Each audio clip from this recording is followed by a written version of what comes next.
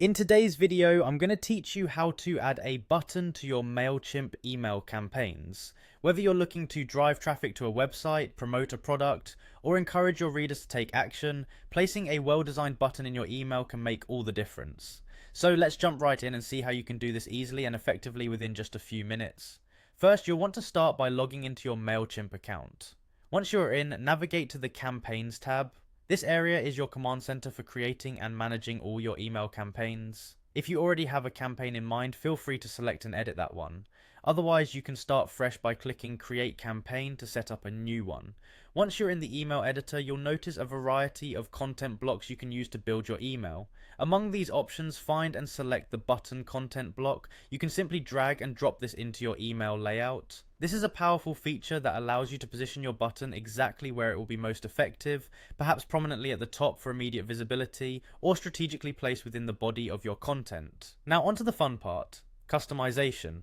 Begin by deciding what you want your button to say. A snappy, action-oriented phrase can really motivate your audience.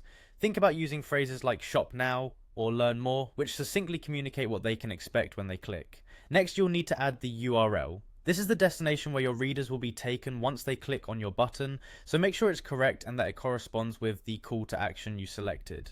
If you're linking to a specific product page, ensure the URL is up to date and functioning properly. With the basics in place, let's refine the appearance. Mailchimp allows you to customize the color, size, and alignment of your button. Choose a color that aligns with your brand's aesthetics, but also stands out in the email. The size should be noticeable but not overwhelming. In other words, large enough to click easily on mobile devices, but not so large that it overshadows other content. For alignment, consider the overall flow of your email. Center alignment often works well for standalone call to action buttons. Finally, after you've fine-tuned everything to your satisfaction, wrap up by clicking Save and Close. This step ensures all your changes are securely saved and your email campaign is ready to go.